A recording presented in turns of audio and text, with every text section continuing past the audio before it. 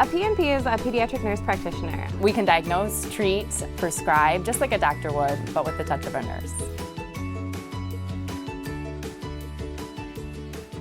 Kids A to C with the PNPs.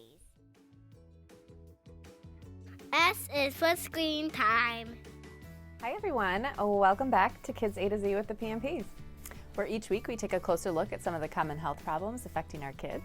And we're your hosts. I'm Courtney. And I'm Dominique. And today we actually had one of our viewers, Kelly Malik. She's one of our occupational therapists here at Children's, requested this topic and provided a lot of the information that we'll be sharing with you today. Today we're covering S, and S is for screen time. Yeah. So what is screen time? Screen time is any time spent in front of a screen, your computer, your cell phone, video games, TV, consoles, tablets, any of that is considered screen time. So too much screen time, especially in young children, can lead to behavioral problems, sleeping problems, not enough time for play, violence, trouble with fine and gross motor development. And obesity or weight overweight. gain.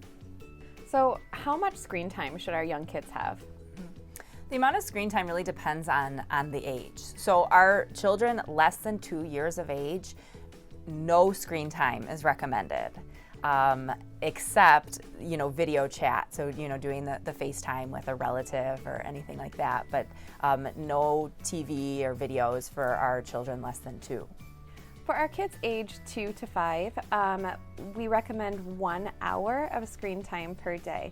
So this can be like 2 30-minute shows, like quality programs like Sesame Street or Paw Patrol.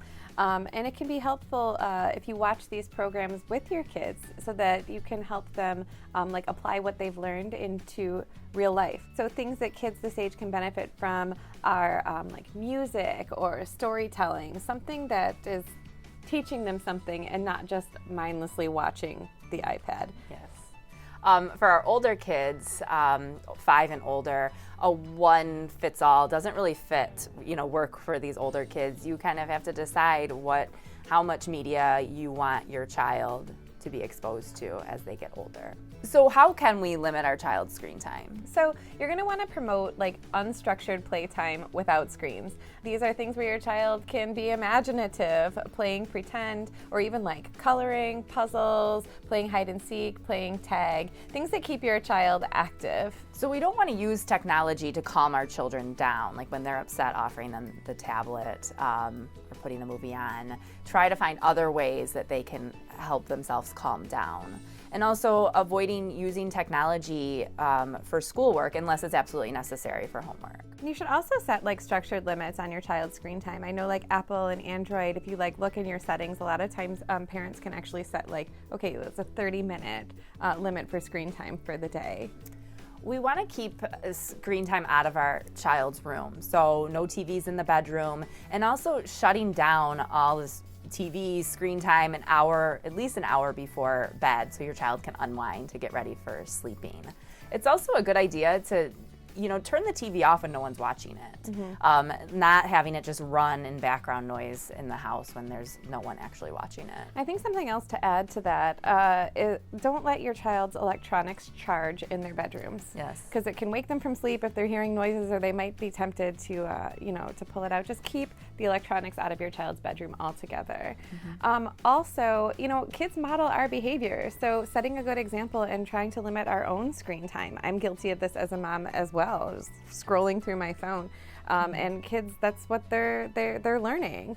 So how can we ensure quality screen time for our kids? Yeah, so there is an organization called Common Sense Media that has previewed a lot of this media and will let you know if it's quality for kids or not. Or better yet, make sure you preview and watch these videos or movies or apps or games with your kids to make sure it's appropriate for them. Seeking out interactive games for your child to play, like matching games or color or shape sorting games, shape games, rather than just having your child stare at the screen or swiping through. Also, when on the internet, you can use like parental controls and to kind of monitor their internet searching and what they're watching online.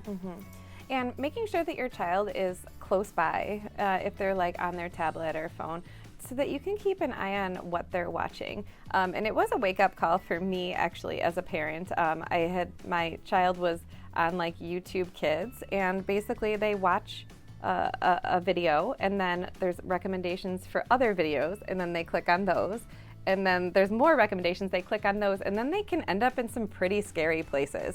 So actually, I recently learned that like YouTube Kids, parents can set up, instead of allowing them to kind of search on their own what videos they want to watch, parents can actually set up what videos they will allow them to watch, instead of giving them free reign to whatever's on YouTube. Asking your child regularly what they're watching, what games they're playing, and talking about what they're seeing online is important. And also talking about, what commercial means, what is advertising, and just keeping those open lines of communication while your child is using the tablet or online. So I listened to a podcast the other day, actually it was like a TED Talk, where they were talking about screen time in our children. I thought it was relevant to what we're talking about today. But they were specifically talking about these unwrapping or unboxing videos that I'm sure a lot of our viewers have seen before. Basically what it is like a set of hands on the screen where they're opening up a box or a toy or a present, and your kids eat it up. They just love seeing what's coming out of the box. And this is a known trigger. It triggers like tiny little endorphin rushes in our kids' brains where it feels good. It's a surprise. And this is not a new phenomenon. This is something that people have known about for a long time. And actually Sesame Street would use it, where they would have a box that opened and then the letter I pops out, or the number 4, the color green, and we learn about the letter I. It teaches our children something. But these videos on YouTube, or these unwrapping, unboxing videos, they're using the trigger but not actually teaching our kids anything. So I don't know that anybody really knows what it's doing to our kids' brains, but it's certainly not good. So this is where making sure that your children are watching quality programming, making sure that you're aware of what they're watching and that it's something that's teaching them something and not just mindless entertainment.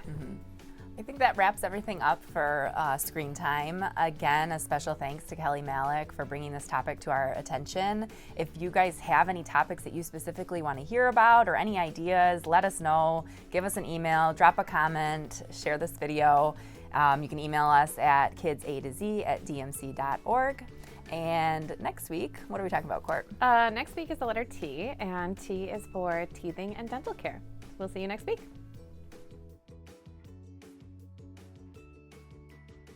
Thanks for watching.